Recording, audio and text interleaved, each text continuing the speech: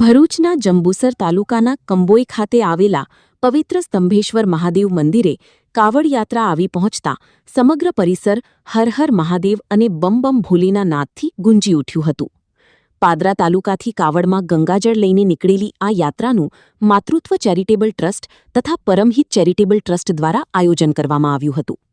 આશરે 300 કાવડિયાઓએ ડીજીના તાલ અને ભક્તિના નાદ સાથે લગભગ 53 કિલોમીટરનું અંતર કાપીને કંબોઈ સ્થિત સ્તંભેશ્વર મહાદેવ મંદિરે પહોંચ્યા હતા.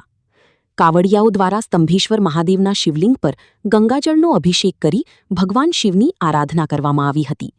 યાત્રાના આગમનથી મંદિર પરિસરમાં ભક્તિમય માહોલ છવાઈ ગયો હતો.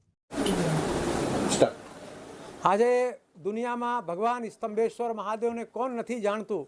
એ પૌરાણિક શિવલિંગ છે, નવ નદીનો સંગમ સ્થળ છે.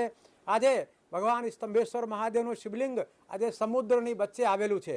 આજે વરુણ દેવતા દ્વારા આજે જેમનું સ્નાન થાય છે, આજે શ્રાવણ મહિનામાં પણ એ જ 6 કલાક આ શિવલિંગ સમુદ્રની વચ્ચે હોય છે અને 6 કલાક ભાવિક ભક્તોને દર્શન આપે છે. જ્યારે દર્શન આપે ત્યારે દુનિયાભરમાંથી લાખો તીર્થયાત્રી પરમાત્માના દર્શન કરવા માટે અહીં પધારતા હોય છે. ત્યારે આજે પહેલો સોમવાર છે, શ્રાવણ મહિનો છે. આજે હજારો તીર્થયાત્રી ભગવાનના દર્શન કરવા માટે દર્શન કરીને પોતાને ધન્ય અનુભવે છે. બીલીપત્ર છે, દૂધ છે, દહીં છે, નાના દ્રવ્યોથી પરમાત્માની ખૂબ શ્રદ્ધાપૂર્વક એમને ઉપાસના કરી છે. મારા નામ અંशिका शाह है। હું बड़ोदरा से स्तंभेश्वर महादेव मंदिर 3 साल से આવી છે। અહીંયાની મહિમા बहुत निराली છે। અહીંયા भगवान शिवનું 2 बार स्नान सुबह शाम जल से प्राकृतिक तरीके से थावे છે और અહીંયાનો આનંદ बहुत मस्त છે।